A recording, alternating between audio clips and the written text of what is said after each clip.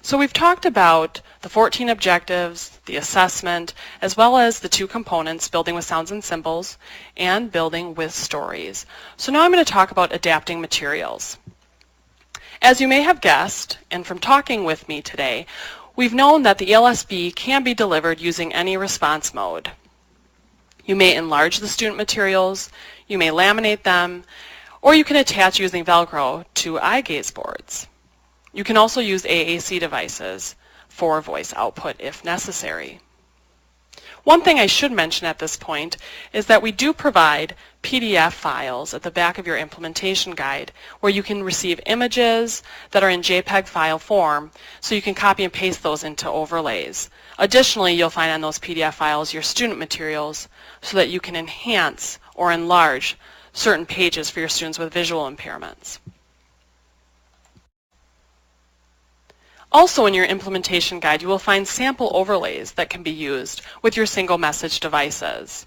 Although they're presented like this, for example, in a 4-grid fashion, you would only use these messages separately with single message devices. So again, you may use this for an anticipatory set to get Mo excited and to get your kids excited.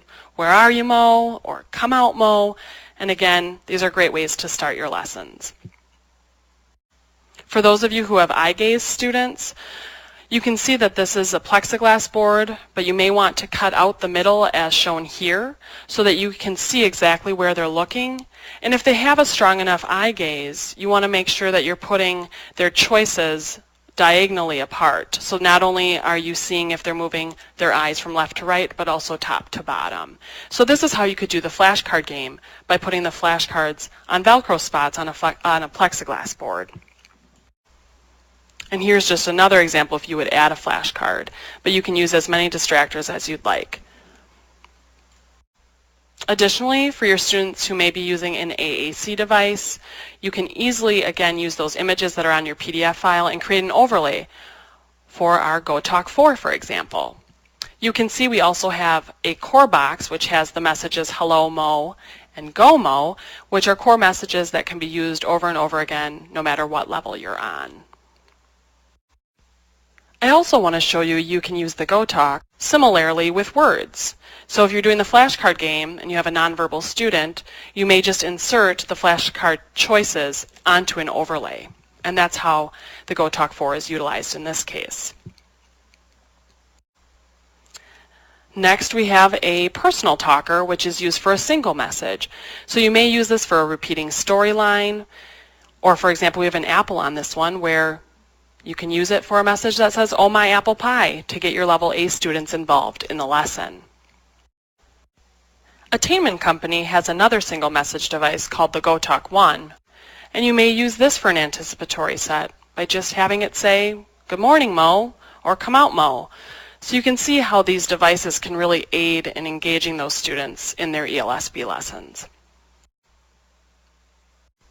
In addition to Attainment's Go Talks and single message devices, there are other ideas on how you may adapt for students with unique needs.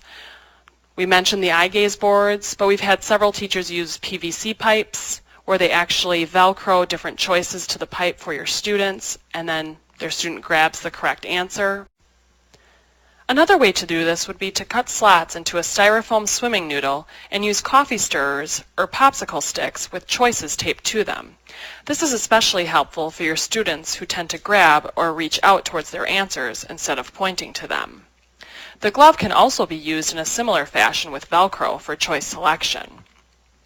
So these are just some examples of how teachers that we've met throughout the country are adapting or modifying the curriculum for their students with special needs. So to reiterate how you would plan a literacy program using ELSB, there are a few things that you should note. As I mentioned earlier, the building with sounds and symbols requires 2 chunks of time throughout the day. Now in elementary school, there's 90 minutes of literacy required. So you may want to do 60 minutes with your building with sounds and symbols in 2 30-minute chunks, and then your 30-minute building with stories lesson for a total of 90 minutes. But it's very important that you do 2 periods of time with your building with sounds and symbols, and 1 period of time with building with stories.